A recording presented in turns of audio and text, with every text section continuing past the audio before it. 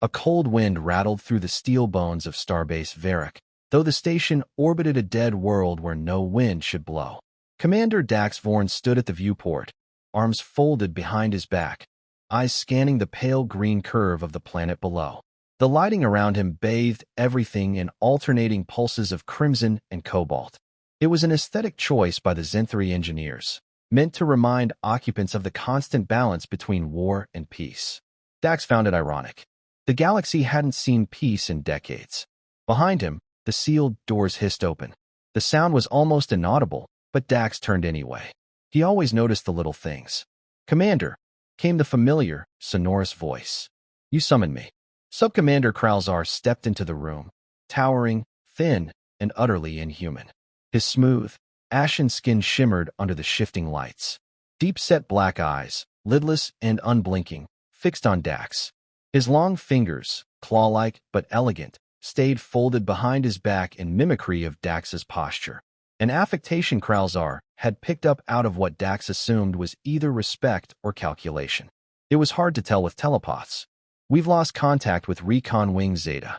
Last ping came from the Morvith Nebula," Dax said flatly, turning back to the window.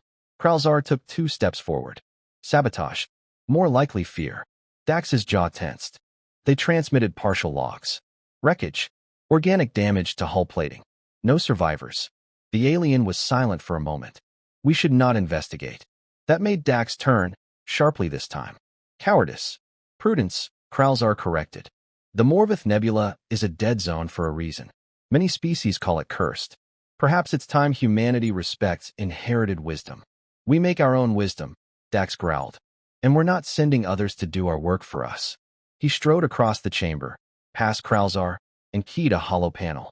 A projection flickered into view, a derelict ship, slowly rotating in a gravity-less void.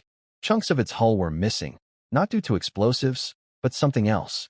The edges of the breaches were uneven, corroded, almost chewed. "No distress beacon. No escape pods launched," Dax said, voice tight. "Just this. Adrift. Empty. I want eyes on it." Kralzar stepped closer to the projection. His long fingers twitched, a sign of discomfort. "This vessel, its design is not familiar. It's older than any known species. Precursor. That's the working theory.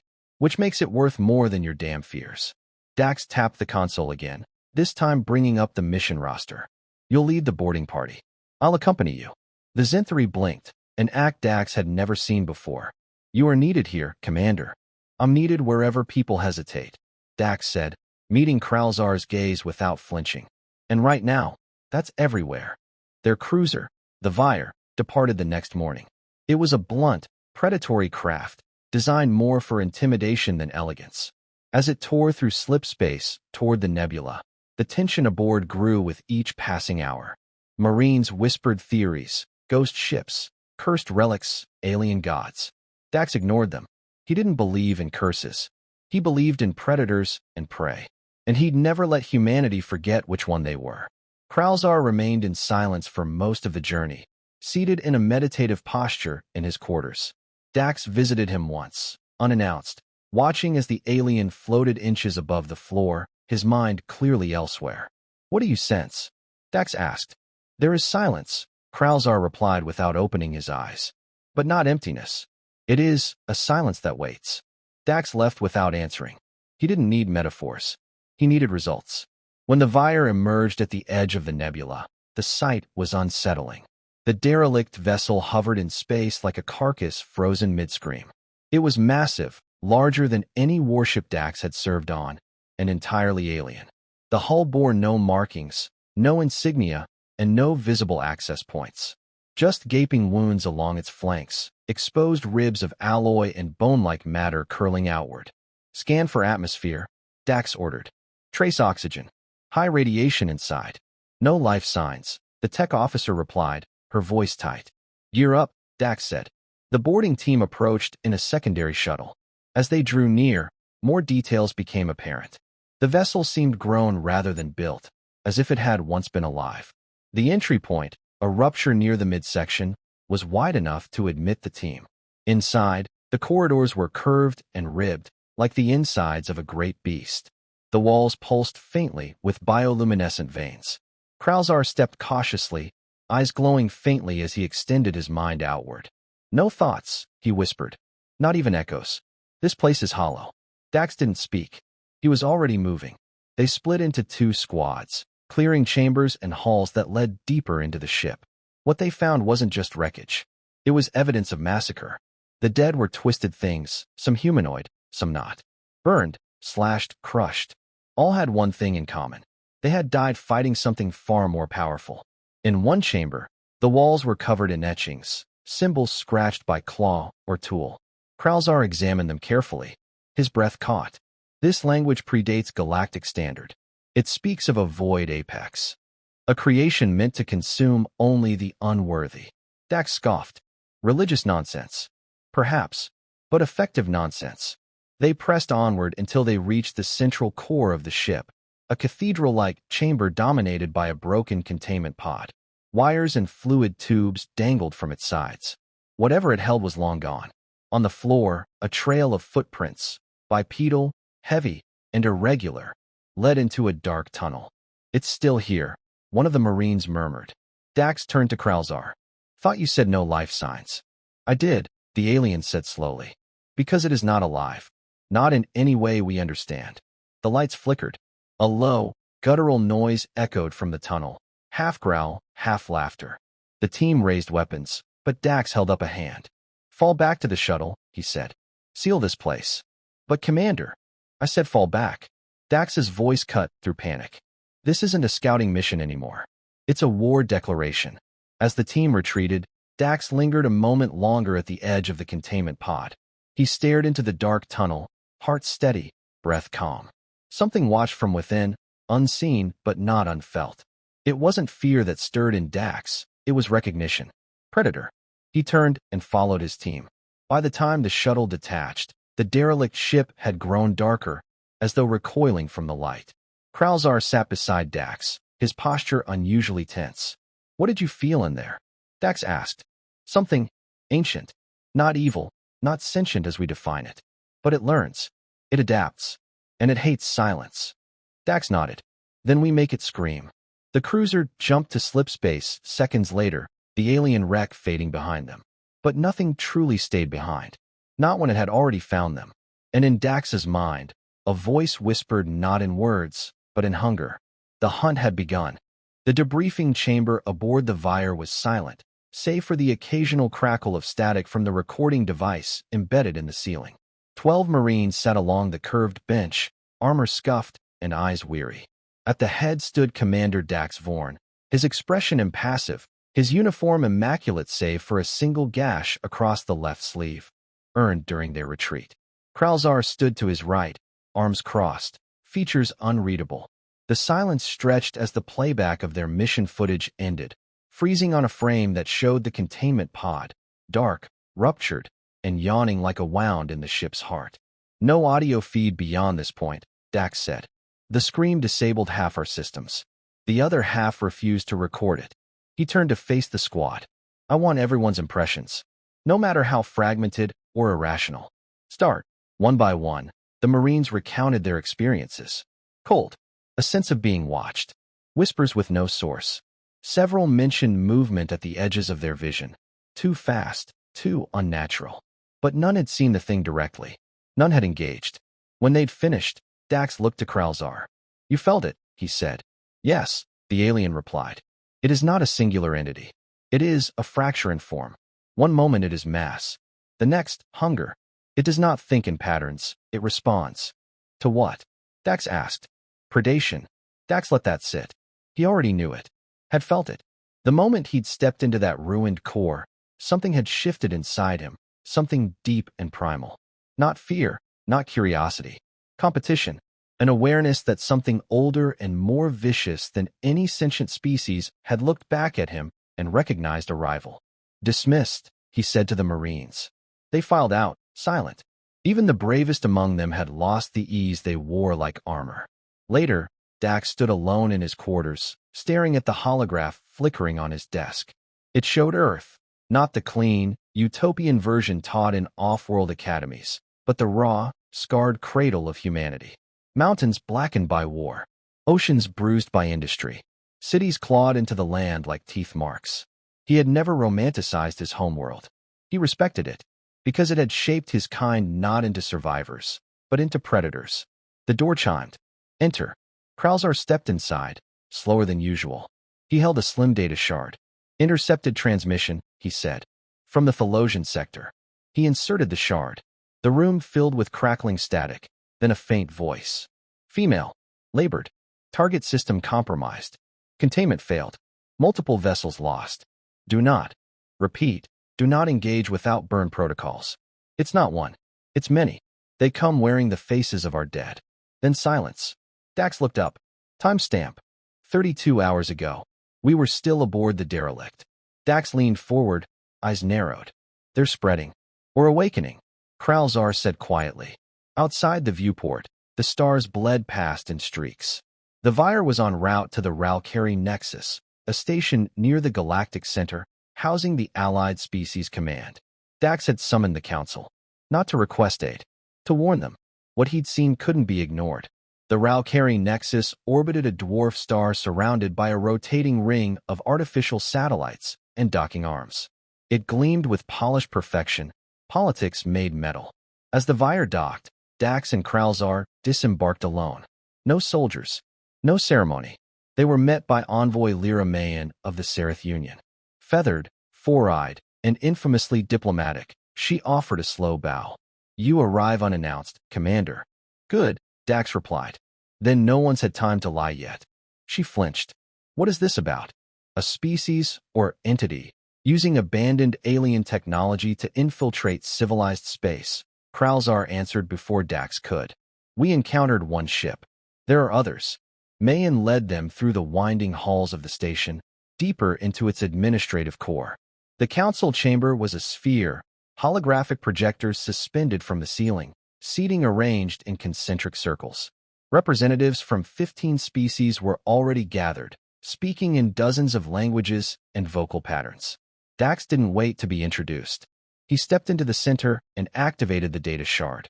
What you are about to see is not classified, he said. It is survival.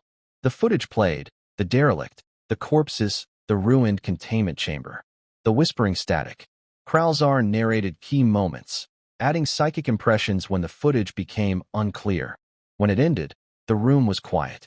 Ambassador Valen of the Tirsoon Confederacy, a gelatinous entity suspended in a containment sphere, was first to speak. Your footage is compelling, it said, but not actionable. We've all seen horrors in the dark, without evidence of spread. They're already spreading, Dax snapped. We intercepted a distress call from Thelosian space. A call you cannot verify, Valen countered.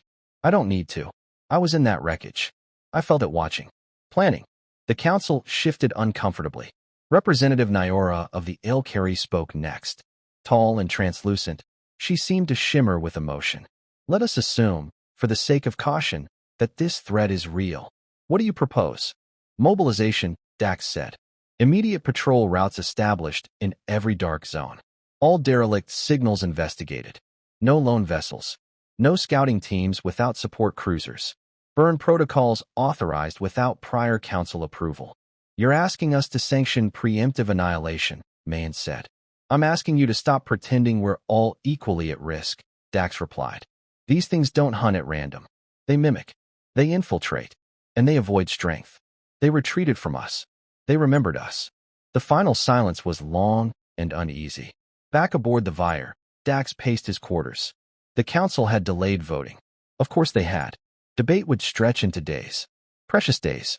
He felt it, like pressure behind his eyes, something moving faster than their bureaucracy, coiling through slipstreams and old warpaths. Kralzar stood in the corner, his gaze distant. They won't act until it's too late, Dax said. I know, Kralzar replied. Then we act first. The alien tilted his head. That would be treason. That would be human, Dax said. I've submitted my resignation. Effective immediately. Kralzar blinked once. And me? You were never truly part of their chain of command. Kralzar's mouth twitched. A smile. Or perhaps a grimace. Then we go. They activated a secondary vessel, a stealth-class corvette codenamed Raptor's Mark. Light, fast, invisible to most sensors. Their destination was the outer edges of the Thelosian sector, where the distress call had originated, where no response had come since. As the ship exited the docking ring and leapt into slipspace, Dax sat in the cockpit, fingers gripping the controls. No orders, no oversight, just purpose. "We hunt alone now," he said. Kralzar's voice came from the co-pilot's seat. "Good. Predators should never travel in packs." In the dark beyond the stars, something stirred, and for the first time in eons, it felt watched. Not by prey, but by arrival. The Raptor's mark glided through the warped folds of slipspace like a blade slipping between ribs. The stars were bent around its hull, the dark of space an ocean of jagged silence. Dax sat in the command chair, silent, his eyes locked on the screen ahead. Kralzar stood behind him, motionless, his posture rigid and thoughtful. Thelosian space was dead. Not quiet. Not still. Dead. Where beacons should have pulsed with identification signals, there was only static. Where trade lanes should have glowed with encrypted traffic, there were scars, residual heat signatures of ships that had never finished their journeys. Stations that should have been bustling with life now hung in orbit like skeletons in the void. Dax magnified the sensor readout. The source of the distress call blinked faintly near the edge of a collapsed moonlet, its gravitational field fractured from some catastrophic internal detonation. The signal came from within its shattered crust. "Prepare for infiltration," Dax said. Kralzar didn't respond, but moved fluidly to the console, his fingers moving in practiced patterns. The stealth field deepened, the hull adjusting its resonance to become near invisible. The Raptor approached the debris field like a ghost slipping into a crypt. They found the ship wedged into the broken rock, an Alliance-class medical freighter, hull breached, systems offline. Scorch marks lined its flank, not from weapons fire, but from something corrosive and organic. Tendrils of what looked like fossilized biomass had grown across the metal, forming a web of petrified veins. Dax didn't wait. They docked. Inside, the air was thick and stale. Emergency lights flickered weakly, painting the corridors in crimson. The walls were wrong, twisted subtly, as though heat and pressure had reshaped the interior. Kralzar reached out, placing a clawed hand against one of the walls. "It's still warm," he whispered. They moved through the freighter in silence, clearing each corridor, each chamber. No bodies, no blood, only the feeling of being observed. Every reflective surface seemed to ripple slightly when one wasn't looking. Shadows clung to corners too tightly. A constant, low vibration trembled through the soles of their boots. In the med bay, they found the source of the signal. A lone survivor. Human. Female. She was strapped to a gurney, limbs restrained with surgical tubing. Her eyes were open, bloodshot, mouth gagged with a band of torn cloth. Her chest rose and fell in ragged breaths. Beside her, a console pulsed, an automated emergency broadcast triggered by her fading vitals. Dax approached cautiously. Kralzar scanned the room, weapon drawn. He removed the gag. "Who did this?" Dax asked. Her eyes darted between them, wild, unfocused. "I don't know," she rasped. "We found a ship. Drifting. We brought it aboard. The airlock, it never closed again. We didn't know it had already opened." She shivered violently. "It wore Harris's face," she whispered. "But Harris died 2 cycles ago. I was there. I buried him." Her body convulsed. "Did it speak?" Kralzar asked. Her gaze turned distant. "Not in words. In memory. It used us." Dax stared at her. "You mean it fed?" "No. It learned." A sudden shriek echoed down the corridor. It wasn't a scream. It was a collision of sound, like teeth grinding through metal, like wind shrieking through a broken jaw. The woman jerked in her restraints, eyes wide. "They're here." Kralzar took position at the doorway, weapon primed. Dax moved to unstrap her. "We can't leave her," he said. "She's infected," Kralzar replied. "No. She's aware. That matters." The lights cut out. Total darkness. For a heartbeat, the world narrowed to breath and thought. Then emergency lumens flared. The shadows pulsed. Something stood at the far end of the corridor. It was humanoid, mostly, but its posture was wrong. Too erect, too still. Its skin was a shifting texture of pale flesh and darker fractures, as if it had been sculpted from living memory. It had no eyes, just sockets that pulled light inward. Dax fired first. The round struck the thing in the chest. It stumbled, staggered back, then melted into the floor, becoming shadow. Kralzar grabbed the woman, hoisting her over one shoulder. "Fall back," Dax ordered. They retreated, weapons scanning, senses stretched to breaking. The thing did not follow. Instead, it whispered, not with voice, but with memory. Dax felt it before he heard it. A sliver of thought, not his own. His mother's voice, long dead, murmuring lullabies. His father's last words. His brother's screams during the siege of Havoc 9. They played like echoes, layered with static, bleeding into his sense of self. He stumbled. Kralzar pressed a hand to his shoulder. Anchoring. "Don't listen," he said. "It wears what you fear." They reached the docking point. The Raptor's mark awaited, its airlock open. They boarded.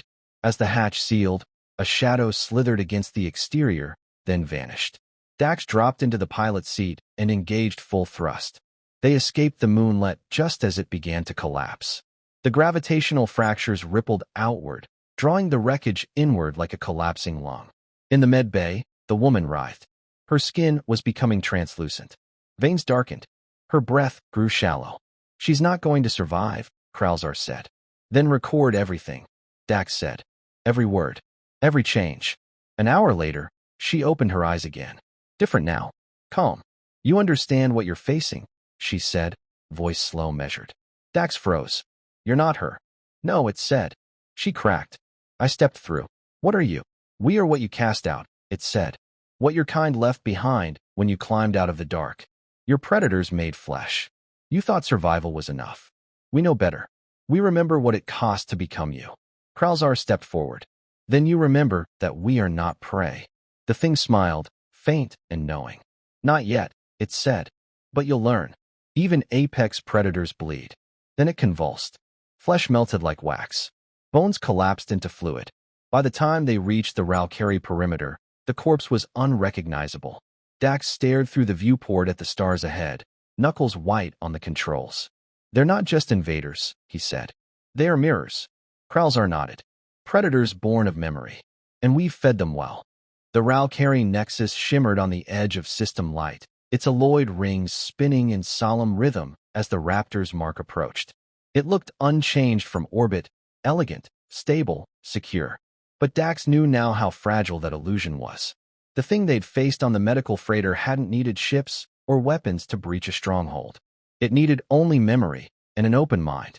Inside the command deck, Dax stood motionless, staring at the comms log. The last 15 hours had seen a sharp uptick in distress signals from fringe colonies and outposts. No words, only pulses, coded in patterns once used during humanity's wars of extinction.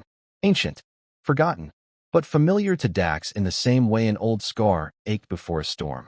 Kralzar reviewed the footage of the survivor again, frame by frame. The transformation hadn't been physical at first. It had begun in her speech. Cadence, syntax, a shift in emotional rhythm that didn't belong. She hadn't become something else. She had remembered something ancient, something not hers, a predator behind her own eyes. "They're nesting," Dax said, turning from the screen. "The freighter was a nursery. They're using minds as incubators." "Then we burn the nests," Kralzar replied simply. But Dax didn't answer. His gaze had hardened, fixed not on the stars outside, but on the reflection in the glass. Not himself, not quite. The line between hunter and hunted was wearing thin. As they docked at the Nexus, there was no welcoming party this time. Security teams waited instead, armed, wary. The footage from the freighter had been forwarded ahead, and fear had spread faster than protocol. The council convened again, but now with an urgency Dax hadn't seen before. The circular chamber buzzed with low, tense voices, delegates flanked by guards instead of aides. Trust had become a luxury. Envoy Mayan addressed him first, voice brittle. "You disobeyed council authority. Conducted an unsanctioned operation in Thelosian space. I also brought back your first live proof," Dax snapped. "Or what was left of it." Representative Valen's containment sphere pulsed with agitation. "And what does it prove? That some malevolent force can mimic biology? That it knows our memories? That it wears us like masks?" Dax leaned forward, eyes flint. "No. It proves it learns. Every encounter makes it stronger. Every attempt to understand it gives it another voice to wear. We're not being hunted by a single entity. We're being taught. Conditioned. Kralzar stepped in. Predation is not just the act of killing. It is a dance, a study. They are watching how we react, how we choose. And when we falter, they'll take more than faces. Mayan's composure wavered. Then what is your solution, Commander? Dax looked around the chamber. He saw diplomats, scholars, warriors, and all of them afraid to say what needed saying. We hit back, not with scouts or studies, with fire. We map every signal spike, every derelict, every breach. And we erase them. No diplomacy, no hesitation. That is extermination, a delegate hissed. It's survival, Dax growled. And if you won't act, then step aside. Silence fell. It was Representative Nyora who finally stood, voice trembling with a quiet strength. I vote for immediate mobilization, she said. If we do not act now, we will not act again. Others followed. Not unanimous, but enough. Dax walked out without waiting for the rest. He'd never needed consensus, only clarity. Back aboard the Raptor's mark, the war protocol unlocked. A map of the outer sectors bloomed across the interface, marked with warning pings, outposts gone dark, vessels that never completed their journeys. The pattern was clear. A slow spiral, moving inward. They're not expanding randomly, Dax muttered. They're converging. Kralzar's claws tapped against the console. Towards something, or someone. The transmission came 6 hours later. Not a cry for help. An invitation. It came in a dead language, old Earth military code, used before humanity joined the Galactic Accord. A language no one alive should still speak fluently. But the voice spoke it perfectly. Emotionless. Calculated. We remember you. The transmission included coordinates. Deep within uncharted space. A sector previously marked unstable, ignored for centuries. Now it pulsed like a wound. Dax stared at the screen. They're not just inviting us. They're challenging us. Kralzar nodded. They want to know if the myth still holds true. The myth of humans, the apex species. Born not in peace, but in fire. Shaped not by harmony, but by extinction. Dax rose. Then let's remind them. The Raptor's mark entered the coordinates with no backup, no broadcasting of intent. Just two predators, flying into the mouth of a darker one. As they crossed into the dead zone, the stars themselves seemed to fade. Light bent strangely. Time stuttered. And below them, a world emerged. It was not natural. Its surface was metal and bone, sprawling and fused, as if 1,000 derelicts had been pulled together into one writhing structure. Towers rose like broken fangs. Oceans shimmered with liquid memory, pools that whispered back when scanned. They landed. No opposition greeted them. Only silence. But beneath that silence, a presence loomed, expectant. They moved inward, weapons drawn, scanning for anything living. But what they found were echoes. Holographic projections flickered from ruined walls, recordings of past lives. A Tirsun diplomat, an Aelkari priest, a human child. Each replayed fragments of speech, facial expressions, emotional tics. This is how they learn, Dax whispered. They steal understanding. In the heart of the ruin, they found it. A chamber, circular, carved from alloy and living tissue. In its center, a throne, not occupied, but pulsing, as if waiting for something to sit. A voice filled the chamber. You came. As expected. Dax raised his rifle. The voice laughed. No need for weapons, predator. This is not your kill. Then what is it? A mirror, the voice said. To show you what you are. What you left behind when you evolved. We are not your enemies. We are your reflection. Your potential. Every memory you buried to make room for civilization. We are its echo. Kralzar stepped forward. You want alliance? No, the voice said. We want honesty. The universe made prey. But only one species chose to transcend that, to hunt in daylight, to kill not for food, but for meaning. You were born predators, and now you hide it beneath treaties. Dax lowered his rifle slightly. You don't want peace, he said. You want us to fall back, to become you. We want you to remember, the voice whispered. The throne pulsed again, and for a moment, Dax saw something, flickering in the metal. Himself. Eyes black, smile calm. A version of him that had never left Earth, that had never walked away from war. You offer extinction dressed as identity, he said. No, the voice answered. We offer freedom from your lie. Dax stepped forward, raised his rifle again. Then here's our answer. He fired. The throne erupted. The room shuddered. Screams, memories, burst from the walls like breath escaping a dying god. They ran. Back aboard the Raptor, they watched the surface collapse behind them, like a dying heartbeat. As they left the system, no voice followed. No transmission. Just silence. But Dax knew it wasn't over. "They'll come again," Kralzar said. "Let them," Dax replied. "We remember who we are now." And far beyond the map's edge, another light flickered to life, another invitation.